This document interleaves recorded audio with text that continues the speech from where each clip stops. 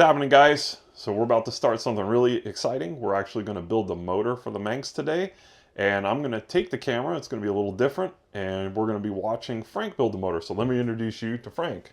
And that's Frank.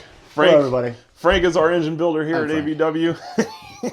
I've known Frank for 30-something years now.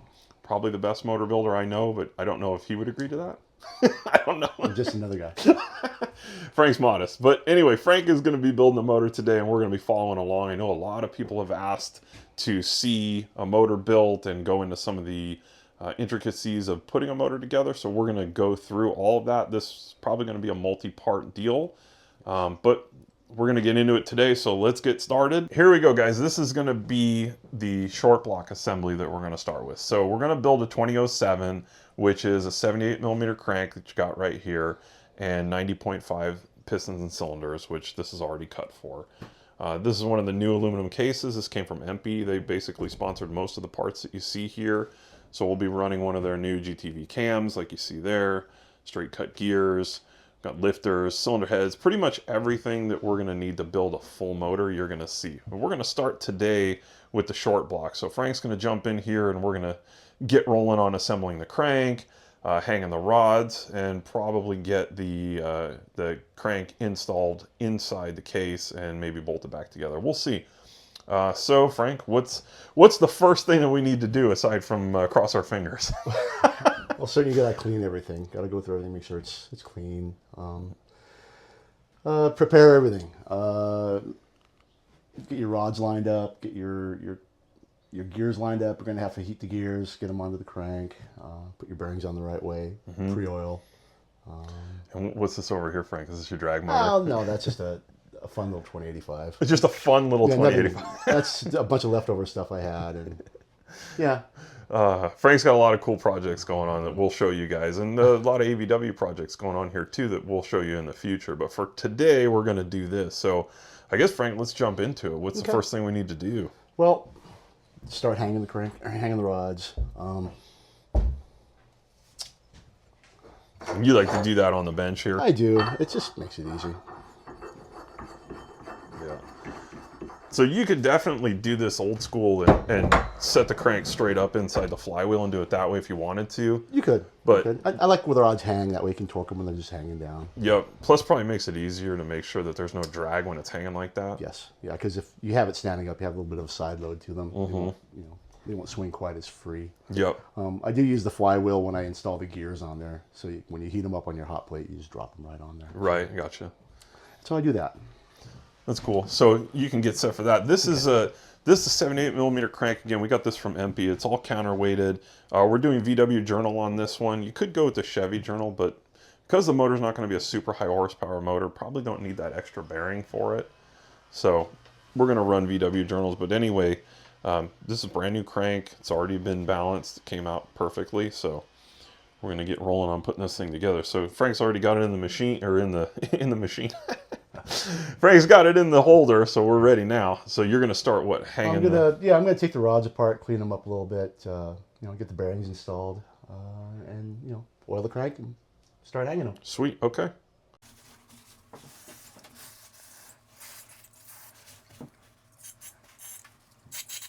So Frank's going to start splitting the rods, and he was just saying that they come together. They come like together this. without the bolts in them. They don't come apart really. So you thread it in there most of the way down, both sides. Yeah. Nothing too fancy, but then I use a brass hammer because I don't want to booger up the nut surface. Just right. I mean, it's definitely, this is the right way to do it as opposed to trying to smack it or pry on it or clamp it in a vise or anything stupid. Yeah. You don't want to. You want to put these things in pretty deep because you also don't want to screw up the threads that you're tapping on. Yeah, you can see now the cap's coming off, and you didn't have to do anything else. So that's cool. Comes loose. That's it. Just a little thing. And then you obviously want to keep the caps. Well, they're numbered also. Okay. So they always match. Number 002, it's got to match. Right. Because they're machined as a matching pair. Right, and then they go through the whole balancing process together, so you got to keep them together. Yes. And also, when you install these things, they request that you install them tangs down for the bearing tangs. So the bearing tang. So when it's installed, you know, say number 1, it's going to be pointing that direction. If one's that way. Right.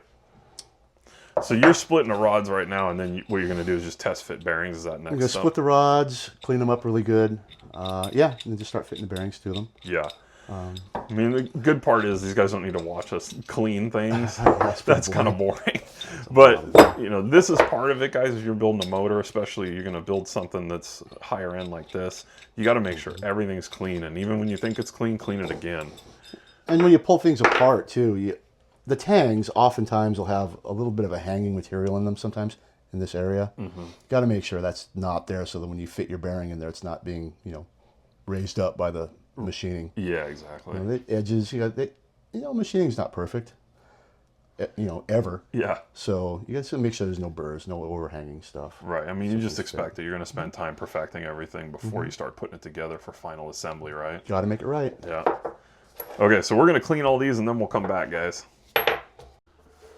All right, Frank, we're back. So you cleaned everything now. Just so wipe them down really nice, check for burrs, make sure they're all nice. These actually are really, really nice rods. The quality of the machining is very, very nice. Yeah, so you're not spending time going back and through and trying to clean up machining mistakes. They're actually pretty good to begin with. When you buy a cheap rod, you're going to have to clean it up. You're going to take more time trying to get that thing cleaned up and ready to be assembled. The burrs are just, they're horrific sometimes. Yeah, so that's why you buy a nice set of rods like these. They're very nice. Yep. Very nice. And then we went through and checked bearings and make sure that these are all within spec. These are good. Yep. All So, good stuff. so the next thing you do is Just locate the bearings. Some people oil the backs. I don't know. I don't really do that. I locate the tang. I put a little pressure on this side so I don't scrape off the backside of the bearing, and that's it. and it just slides right in like that. It goes right there, and you'll feel it settle right in the base of it, and you know it's not overhanging on either side. Nothing fancy. And then you're just going to slide in the... Do the same to these. Yep. And you know the bearings aren't matched sets or anything, so they. So you don't have to worry about that nightmare. Yep. Just make sure they're not too overhanging. Even if they are a little bit overhanging, when you assemble the bottom side to it, they're going to locate themselves. It'll be fine. And that's about it. So you're just basically going to go through all four and do exactly that to all all four. Just keep them. I just put this in here to keep them located so I know which ends which is straight. At this point, they don't know if they're 1, 4, 3, or 2. So Right. just assemble away, you know. Yep. And then you just go to hang them. All right, we're going to hang here while you keep putting bearings in. For a street car, probably For a not street super car, this necessary. is for street cars. This is plenty good. Yeah, that's the thing. You use good parts like this, you don't really have to worry so much about it. Yeah, I mean this is a street car. It's not going to see, like we were talking about earlier. It's not going to see 8,000. That's not going to. Hopefully, this guy doesn't zoom it up to $8,000. Well, this guy's going to be me, so. Okay. Well, yeah, you drive like an old woman, so. Yeah, exactly. Well, it's an old woman compared to how you drive, man. Yes. I've been in cars with Frank before. It scared me pretty good, so. Well, it depends what you're there for. You know?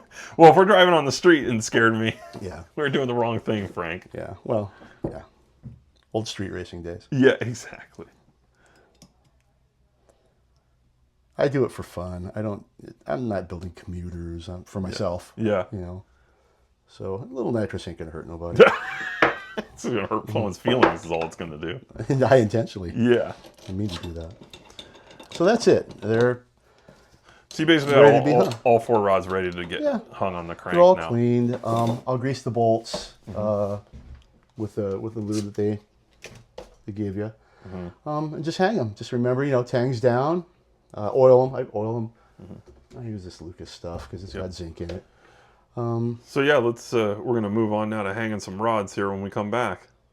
Gonna hang the rods. So when you're hanging the rods, you got to imagine where this is pointing. So this is pointing to the rear of the car. You got to remember, which one's which here. So this is 3, and then this will be 4. This is 1. This will be 2. And that's important. Why, Frank? It's important because they say the locating tangs in the rod have to be pointed down towards the ground.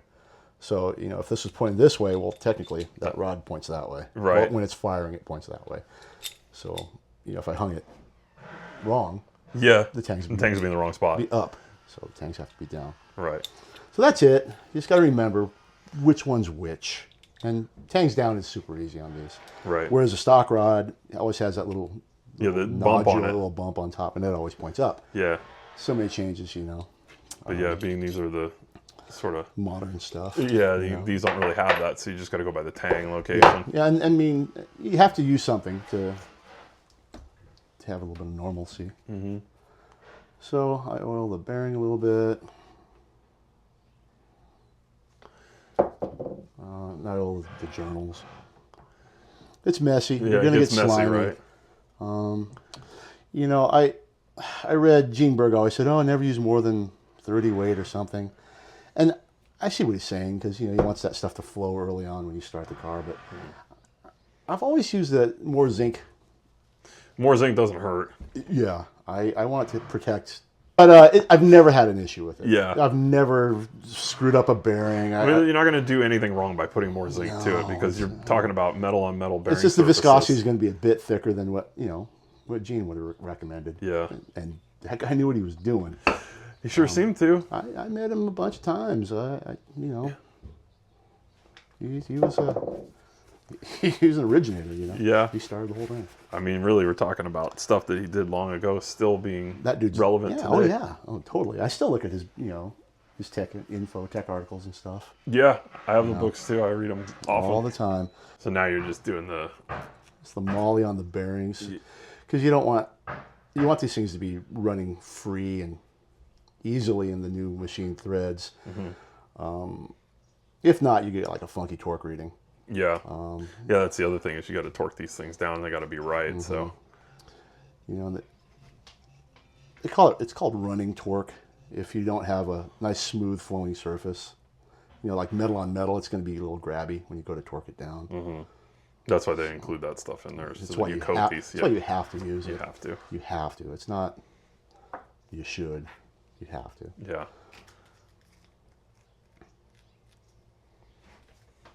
It's funny. There's a lot of stuff like this when you're building a motor where it takes time doing all these little things, and you don't really see that in a lot of videos where people are doing this sort of stuff, and it may be boring to watch, but this is all part of it. Every little step is important. Well, if you want it to last, Yeah. if you want to do a good job, which you should, got to go the extra mile. Got to make sure you take care of the odd bits. Let's lay it down.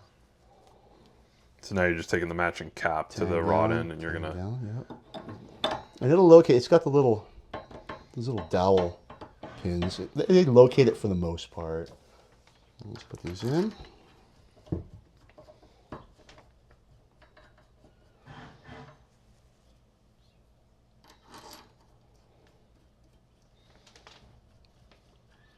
Like I said, the thread's going to contact, or the bolt is going to contact the rod under the head and through the thread. So that's the parts you have to have greased up really, really well. So that's close to where it's going to be. Yeah. So now you're just gonna do the same to the. Well, yeah, I do one at a time. I'll do do these you? Okay. first. I set my torque wrench to, 10 or 15 first, and Sneak up on it. you never want it to bind up. Right. So While you just you're keep going. checking. Yeah. Just sneak up on it. You want to draw them down, as evenly as possible. You don't want one side clamped down, the other one loose. And always rotate it to make sure that it's still Always not check. binding. If it binds, you got a problem. Yeah. That's why we check all this stuff before we do this. It's Gotta called make sure. pre-assembly. Got to make sure things are going to work. Can't force anything on these. Everybody else says, "Oh, Volkswagen motors, they're easy." No, not really. They're easy, but they're picky.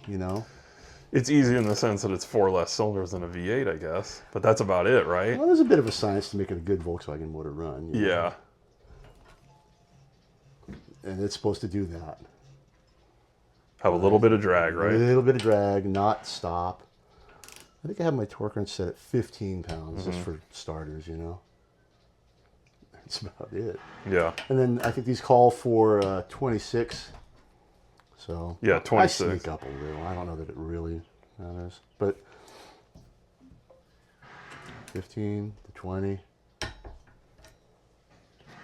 That's exactly what it's supposed to do. Just that littlest bit of resistance or That's drag, it. really. That makes me happy. And then they ask for And then 26. you just go to final torque is 26. Yep.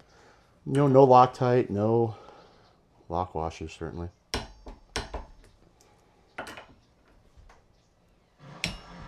And then you just check it one more time, doing like it's supposed to. That's exactly what it's supposed to do. So now we're going to do 3 more, and we'll check back with you guys.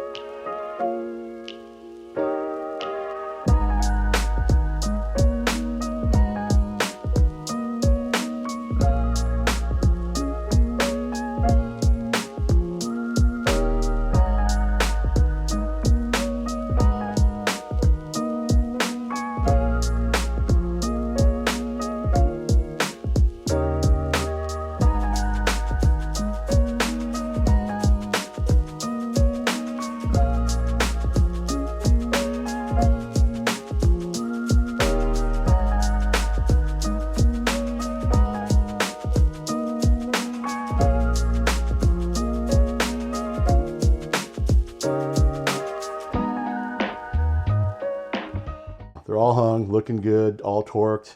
And then nice and smooth. Yeah, That's what you're you looking want. for. Okay, If cool. it doesn't do that, if they don't drop or they drop too fast, that's bad. Yeah. This is bitching. Okay, cool. Yeah. So now that you got that done, what's the next thing you're going to do, Frank? You're going to install... I'm going to install all the gears, yeah. Okay, So cool. we got to put one bearing on first, and the gears, get them on the hot plate, and Okay, cool. So we're going to that. break out the hot plate, and then we'll come back and get going on that. Yep. So to do this part, you're going to stick it into the flywheel, and these are 8-dowel SPG patterns. So. Yeah, and it locates only one way. I just do it to hold it straight up and down. I don't bolt it in or nothing. But Yep, just let it sit there. yeah, that's that's all. it. That's all I want. Just don't bump it; it won't fall over. Okay, I won't do that. So now we've got this nice handy dandy kit here that comes with pretty much everything that you need. You got your brass timing gear, your distributor drive, your oil slinger, Woodruff keys and spacer, although we're going to use the little racer spacer, and then Molly bearings. And the other thing we're going to change out is, instead of going with helical gear for the cam, we're going to use straight cuts, because you get less side load with this. Less thrust on your cam with those. Yeah. And these make a cool sound if you like that sound. I like it. Some people don't like it, but Well, sometimes they do, sometimes they don't. It depends how loose they fit, and really, there's no control over how sloppy they are. You just kind of get what you get nowadays. right. So sometimes they're howlers, and sometimes they're not. Yeah, we've had a couple that have been on the loud side. So this is basically everything that you're going to need to dress out the top of the timing side of the Yep. Yep. So we'll get all that out of there. Here we go. So next step is we're going to fit all of the crank stuff. So we got the gear sitting on here heating up. Next step is oil this up with some assembly lube and drop your bearing on. Yep. Gotta make sure it's coated. Make a mess. Yeah. Once this goes on, there's no turning back after the gear goes on. After that gear's on, you're pretty much done. So yeah, gotta oil the heck out of it. Yeah. You can't really use too much. And then bearing orientation is kind of important too. Absolutely critical. You get the bearing on the right direction, because the dowel pins that locate the bearings in the crank are all offset towards the flywheel. So if you look at the outside of the bearing, there it is. That's your dowel pin location. That locates this into the case. Yep. This is always offset towards the flywheel. Towards the flywheel. Always. Every single time. Slide that on there. It should just drop right on. It slides right on. Yeah, nice and smooth. And that spins freely, so once it's all laid into the case, you're going to line up that dowel. Spin it around and drop it right on. Okay, Frank, now comes the fun part, yeah? Yeah, here's the fun part. Okay, here's our gear. We had our gear soaking on this for a while. Plenty hot. I always lick my finger and touch it, and if it sizzles, it's hot. This is your timing gear. If you notice, if you can see it, there's your two little timing marks. Yep. You got to have that pointing up. If Yep. you don't, you won't be able to see how to locate your cam timing. And you got to do this kind of quick because it cools quick and it won't fit and it gets stuck. Yeah. You lock it on to there. Oh, that was it. And drop right on. It drops right on. Nothing fancy about that. Cool. It And then went those all the way timing down. marks are right there. Time marks over here, yeah. And then the next step is this little razor spacer Drop the deal. little spacer on there. That space is between your brass timing or your distributor drive gear. And then the next thing is to heat that Heat sucker that sucker up too. I was telling Jason a minute ago, a little story of a long time ago. I had one going and and I went over and I grabbed it, and I think it was when I was a kid. I was doing it in this kitchen. I grabbed that sucker and I went running out to the garage, tried to put it on there. Oh, it's not gonna. Oh, it doesn't fit. What's wrong? This doesn't fit. Well, I squeezed the hell out of it. Is what I did, and I ovaled it out. It won't So come on. you got to be gentle when you grab the brass one, and when it gets hot, it gets soft. Yeah, they get soft. This one here is. Yeah, that's steel. That You're thing's not not gonna going to hurt bend. But yeah, be gentle on that one. So these don't take too long to heat up because it's brass, but it's sort of the same deal. Just let it get hot, and then you're just going to drop it straight. Yeah, on it'll expand a few thousandths. Mm-hmm. And when it cools, it's on the crank. It'll actually contract to the point where it's wedged onto the crank. Yeah. I mean, I've also heard of people pressing these things on. I don't know if that's kind of the right way to go. The heat's sort of would say more that it's forgiving. not. Well, because if you press it, you're going to displace metal. You're going to move material. So you should heat it. Yeah. That way, you're not scraping any material off. And when you pull them off, they do lose a bit of material. Yeah, I mean, this is just a simple hot plate like you would use for camping or something like that. Super cheap, super easy. Or you can make galdo on it. You can make soup. Whatever you want to do. It's cold today, so maybe we should do It's that. cold. All right.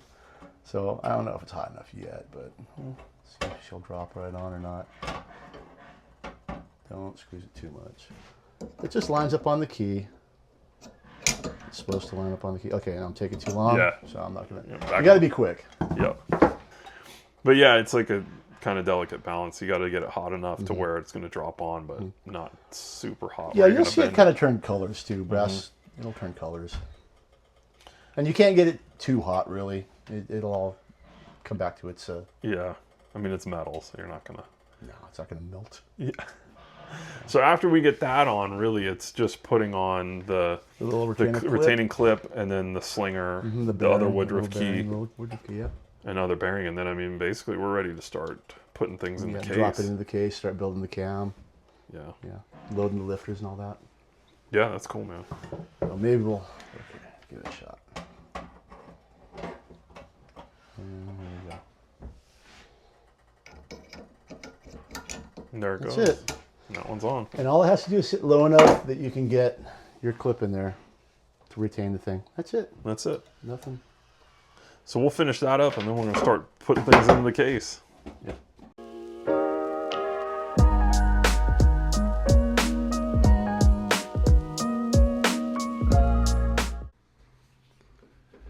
So now we're going to start dressing out the case half. First thing you need to do here is put your timing gear in. So with that, you've got two little washers. These are spacers that are going to space that gear out, and they're going to lay right here in the case. So we're going to get a little bit of assembly lube on those, leave them there in place. And now you're going to drop a little bit of assembly lube down the pilot hole where the timing gear sits, get a little bit on the timing gear, pretty much get it all over here because this is the last time you're going to really have access to this outside of the case. And then it should just drop in. Shouldn't be much resistance at all. It's just going to slide right in. And what you want to do now is just make sure that the base goes through the holes in the two spacers and spins freely without any resistance there. And that's what it looks like. So now we have the case half with the distributor drive installed, and you can see we've already pre-installed the center half main bearing. So what you're going to want to do here is get a little bit of assembly lube and just get it really well coated on that bearing. You just want to make sure it's got lots of lubrication for startup, so just even rubbing it in is not a bad idea, like Frank's doing here. And now we're going to put on the rear main bearings. So the first thing is to pull the crank out of the flywheel and take the rear main bearing, get a little bit of assembly lube on the actual crank itself, and then get a bunch of it on the main bearing too. Again, you're trying to make sure that during startup you don't have any metal on metal contact. So just spin it and make sure that it's free, just like this. Now we're going to drop the assembled crank into the engine case half. So you pick up the 2 cylinders just like this, and make sure that you're not going to hit anything as you lower it into the crankcase. And it should just set right in. The next step is getting the bearings to line up with the dowels that are in the case half. So right here, Frank's adjusting the bearing to sit right over the dowel. And what's going to happen is it's just slowly going to drop into place like you see here. So you've got the center, you got the front one here, and then the rear one. And you can mark these with a pen beforehand, but we pretty much know right where they go because it's lined up already. And it's just going to drop right into place.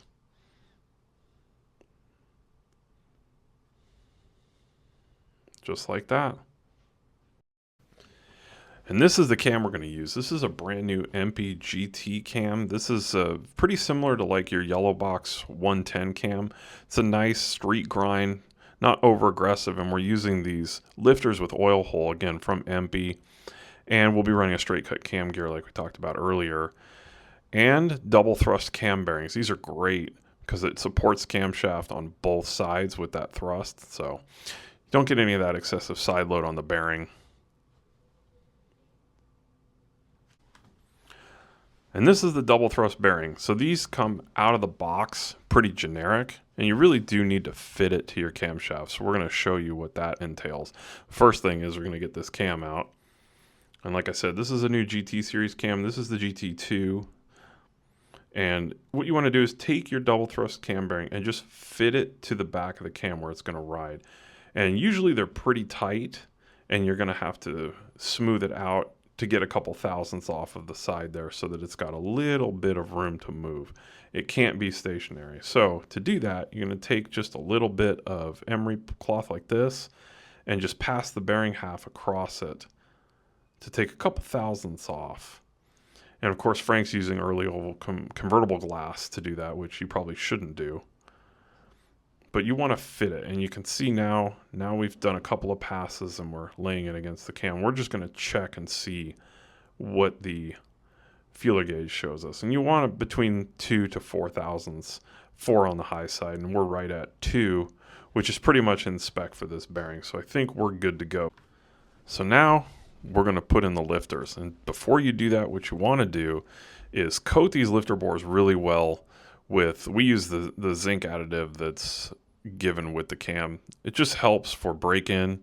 You just don't want metal on metal. So these lifters should slide right in very smoothly. There shouldn't be resistance. If there is, you got a problem. You got to back up and start over. So that one's in smooth, and what we're going to do is the same to the rest of these lifter bores. You're just going to coat them up really well with that additive and slide your lifters in. And luckily, Frank's been doing this for a long time, so I trust him. He knows what he's doing. And we didn't have any problems here. They just dropped right in. So same thing on the other side of the case half also. You got 4 on this side and 4 on the other. And that's going to do it for your lifters. So we're going to get these coated up, dropped in, and then we're going to move on to the next step.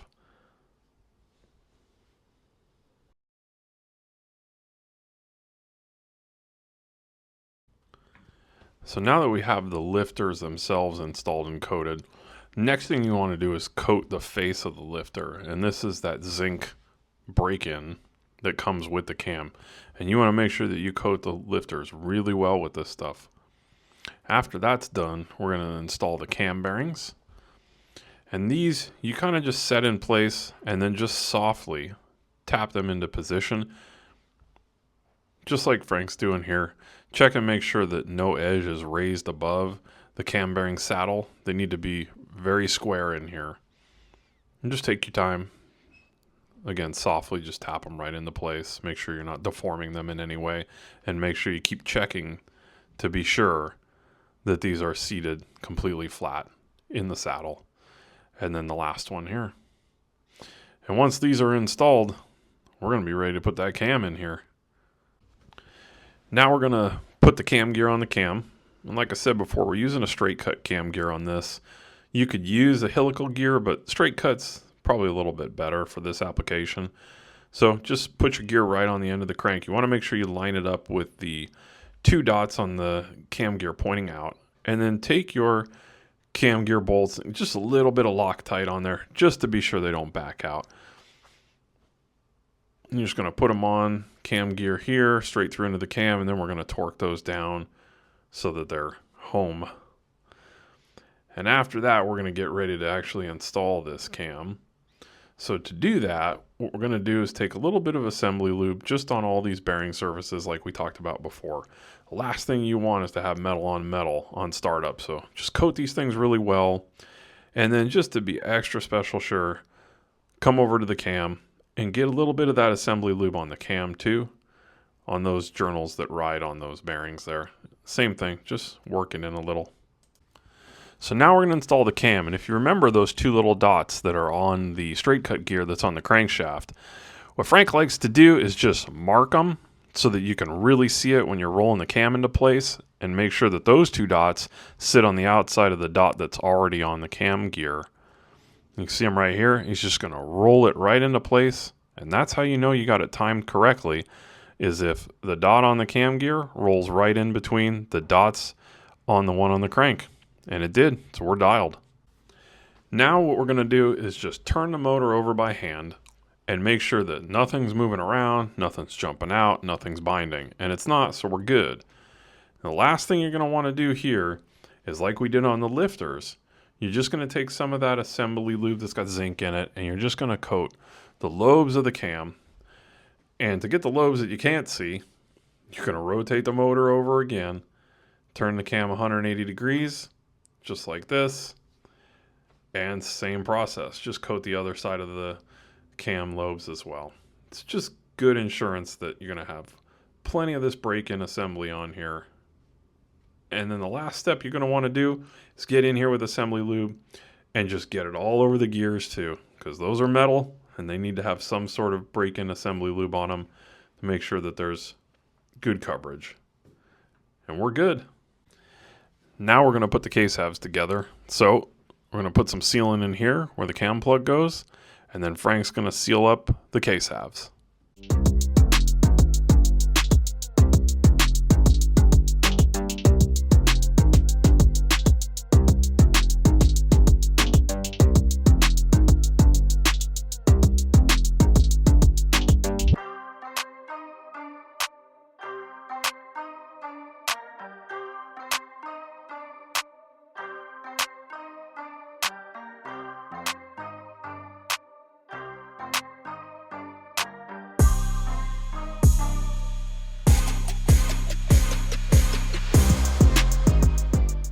And now we're finally at the end.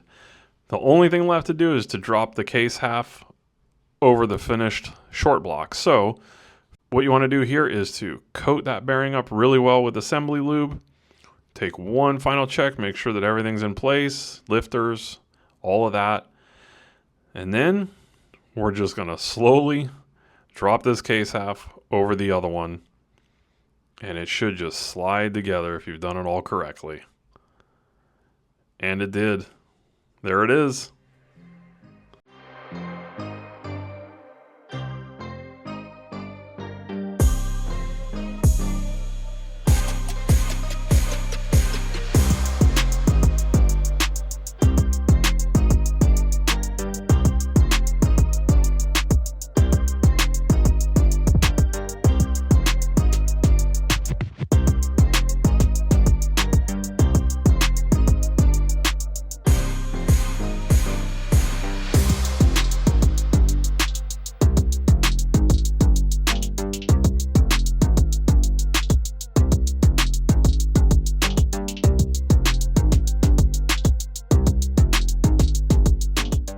And there you have it, guys. This is the 2007 short block for our Manx project. You watched us build this whole thing into this. The next step is we're going to build this out into a long block, and from there into a turnkey motor. Best thing to do is to take a break right here, regroup, so that we can get all the parts ready to turn this into a long block. But that's going to be tomorrow's video. So make sure that you subscribe, like this video, and stay tuned. We got a really short time to build this car, and the clock is ticking. So we'll catch you tomorrow.